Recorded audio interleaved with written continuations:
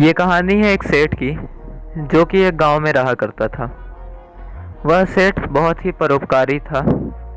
उसके पूर्वजों के बुरे कर्मों की सज़ा उसको मिल रही थी।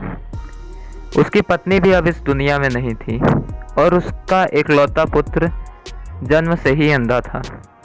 लेकिन उस सेठ को परमात्मा पर विश्वास था कि भगवान की कृपा से उसका बेटा एक न एक दिन ठीक हो जाएगा।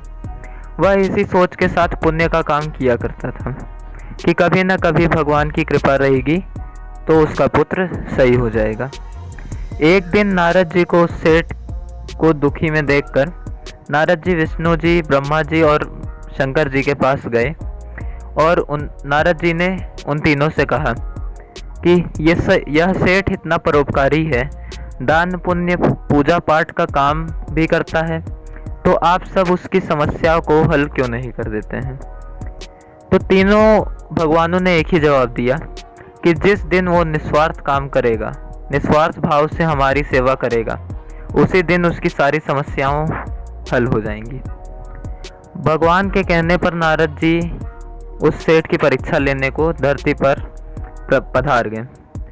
नारद जी ने एक भूखे बच्चे का स्वरूप लेके उस सेठ के पास पहुंचे और वह सेठ उस समय भगवान की पूजा करने जा रहा था।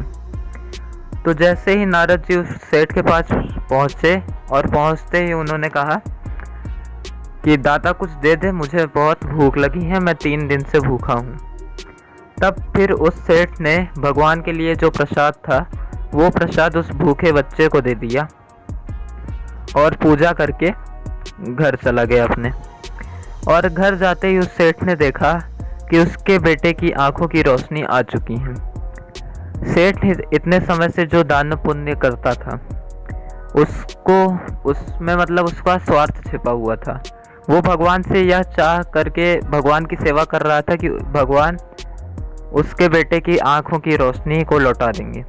परंतु जब सेठ ने उस बच्चे की मतलब नारद जी ही रूपी बच्चे की सेवा की, उसने निस्वार्थ भाव से नारद जी की सेवा की, मतलब उस नंगे भूखे बच्चे की। तो दोस्तों, ये छोटी सी कहानी हम सबको यही सिखाती है कि हम सबको कोई भी दान पुण्य का काम करना चाहिए तो वो हमेशा निस्वार्थ भाव से ही करना चाहिए, तभी हमको उसका फल मिलता है। अथवा दान पुण्य चाहे जितना किए रहिए, अगर वो किसी भी स्वार्थ भाव से रहेगा तो उसका फल हमें नहीं मिलेगा। तो दोस्तों, मिलते हैं आप सबसे नेक्स्ट वीडियो में। तब तक के लिए stay blessed, stay healthy, stay strong and stay motivated.